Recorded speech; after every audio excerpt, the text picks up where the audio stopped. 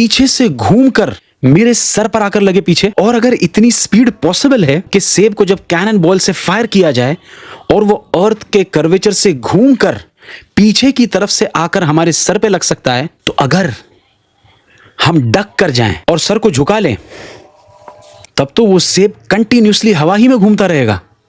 यानी अगर सेब जमीन की तरफ गिर रहा है और उसकी साइडवेज वेलोसिटी, उसकी स्पीड, जिस स्पीड से हम उसको फेंक रहे हैं, वो 5 माइल्स पर सेकेंड हो, यानी 17,500 माइल्स पर आवर की स्पीड से उसको फायर किया जाए, तो इसका मतलब वो जमीन पर ऐसी रफ्तार के साथ में गिर रहा है कि एग्जैक्टली उसी स्पीड से अर्थ का कर्वेचर उससे दूर जा रहा है।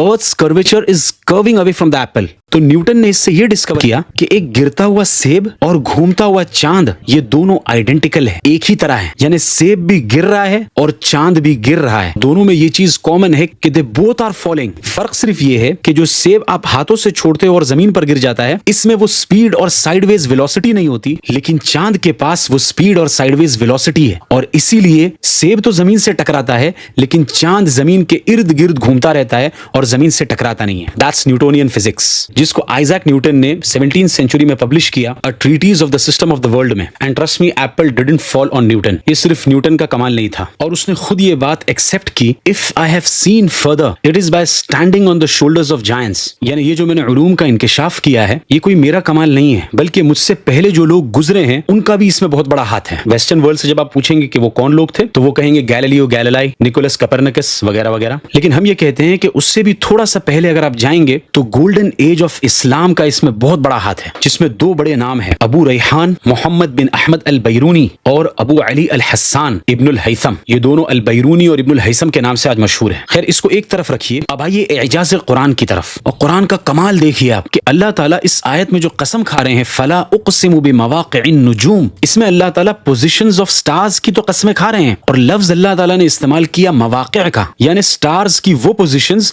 जहां वो गिरते गिरते पहुंचते हैं। और अभी हमने साबित किया कि प्लैनेट्स और स्टार्स का जो ऑर्बिटल मोशन होता है, that is nothing but a free fall. वो गिरते जा रहे हैं, लेकिन साइडवेज वेलोसिटी की वजह से वो अपने गैलेक्टिक सेंटर से टकराते नहीं है, जैसे कि हमारी अर्थ के केस में चांद हमारी जमीन से टकराता नहीं है। यानी सिर्फ इतना नहीं है कि सितारे एक सर्टेन पोजीशन में है, बल्कि ये सितारे गिरकर उस पोजीशंस में पहुंच रहे हैं, जो ये लफ्ज मवाक़े का बिल्कुल लफ्जी और लिटरल तर्जमा है। This Quranic verse hits the mark perfectly and literally. यानी मवाक़े का लफ्ज ही अपनी लफ्जी साख्त के एतबार से इस मफहूम की अक्कासी कर रहा है। कुर्बान जाइए कुरान के एजाज पर। ऐसे मौके के लिए अंग्रेजी में एक कहावत है, now that's what you call bullseye. एकदम परफेक्ट और एकदम प्रिसाइज और उतना ही लिटरल।